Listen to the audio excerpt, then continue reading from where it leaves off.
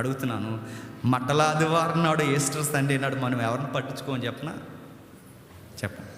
ఆ మెట్ల దగ్గర ఉన్న వాళ్ళని పట్టించుకో.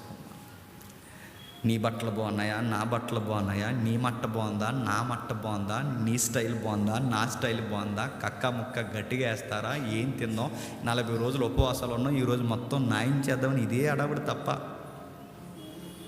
పేదోళ్ళని చూసేవాళ్ళు ఎక్కడున్నారు చెప్పండి?